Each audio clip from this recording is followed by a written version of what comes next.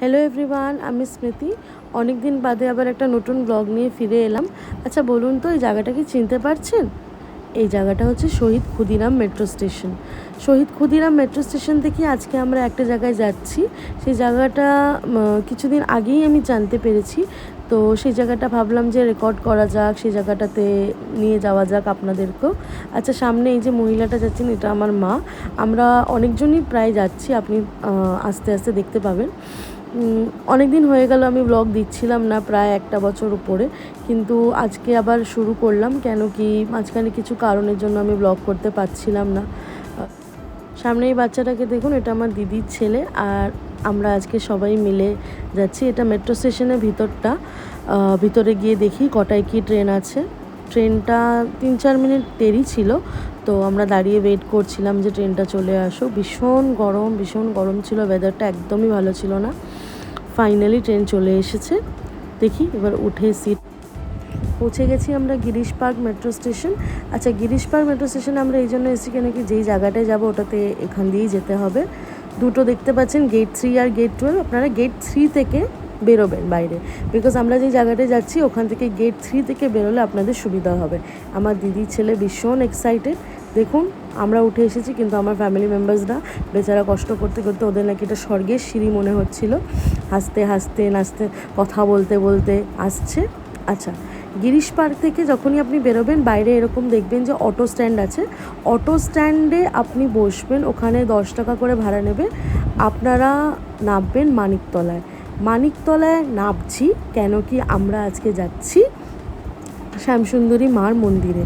তো শ্যামসুন্দরী মার মন্দিরে যেতে গেলে আমরা মেট্রো করে কিভাবে যাব, আজকে আমি সেই রাস্তাটাই আপনাদের দেখাচ্ছি। অটো করে 10 থেকে 12 মিনিট হয়তো আপনাদের লাগবে, যদি রাস্তায় খুব একটা জ্যাম না থাকে। তো অটো আপনাদেরকে ঠিক মানিকতলার মোড়টাতে নামাবে। তো মানিকতলার মোড়টাতে গিয়ে আমি দেখাচ্ছি আপনারা কিভাবে যাবেন। এই হচ্ছে মানিকতলা মোড়। মানিকতলা মোড়ের সামনে যে সিগন্যালটা দেখছেন, ওখান থেকে আপনারা দুটো রাস্তা দেখতে পাচ্ছেন, একটা ডান দিক চলে যাচ্ছে, একটা বাঁ দিক। তা আমি এখন যে জায়গাটায় দাঁড়িয়ে রয়েছি, ঠিক ওখান থেকে আপনি ওই রাস্তাটা যেটা আমি আপনাকে দেখালাম ওখান থেকে মানে আপনি ডান দিক নেবেন, নিয়ে এবার সিধা হাঁটবেন।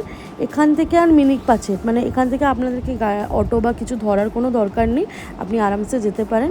আমি আর আমার দিদির ছেলে গল্প করতে করতে যাচ্ছিলাম। এই জায়গাটা একটু ভালো করে দেখুন, এখানটা একটুখানি আপনাকে বুঝে নিতে হবে যে আপনারা যে রাস্তাটা ধরে আসছেন তার ঠিক উল্টো দিকে যাবেন, মানে উল্টো রাস্তাটা যাবেন। গিয়ে সামনে যে গাছটা দেখতে পাচ্ছেন, ঠিক ওই জায়গাটা আপনাদেরকে যেতে হবে। ওখানে আগে দেখবেন গাড়ির একটা গ্যারেজ মতো আছে, গাড়ি স্ট্যান্ড।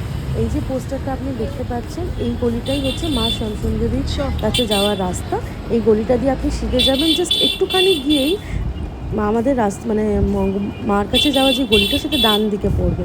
তো আপনি এখান থেকে হেঁটে যাবেন, সামনে আপনি দেখবেন 2-3টে দোকান আছে, ওখান থেকে আপনি ফুলটা পাবেন না, কিন্তু ধূপকাঠি যা মাকে আপনি দিতে চান ওইগুলো সমস্ত কিছু পেয়ে যাবেন। এই জিনিসগুলো আমি নিয়েছিলাম। আমাকে বলা হয়েছিল যে মা নাকি চকলেট আর মাজা খেতে ভালোবাসেন, তো আমি সেগুলোও নিয়েছিলাম মার জন্য। সেদিন আমি গেছিলাম, সেদিন ভীষণ ভিড় ছিল, আর গরমে আমার অবস্থাটা জাস্ট দেখুন, ভিজে পাগল হয়ে গেছি। তাও আমাদের মুখের হাসি যাচ্ছে না, বিকজ আমরা খুব একটা স্পেশাল জায়গায় যাচ্ছিলাম, এই জন্য আমরা সবাই খুব খুশি ছিলাম। এটা আমার দিদি ভাই। আচ্ছা, এইটা হচ্ছে মেন গলি, মানে এখান থেকে গিয়েই আপনি মন্দিরটা পাবেন। এটা হচ্ছে মেন মন্দিরের রাস্তা, আর এই হচ্ছে মা শ্যামসুন্দরী। মার মুখটা দেখে এতটাই মিষ্টি ছিল, একটা অন্যরকম ফিলিং ছিল। আপনারাও গেলে আমাকে কমেন্টসে নিশ্চয়ই জানাবেন।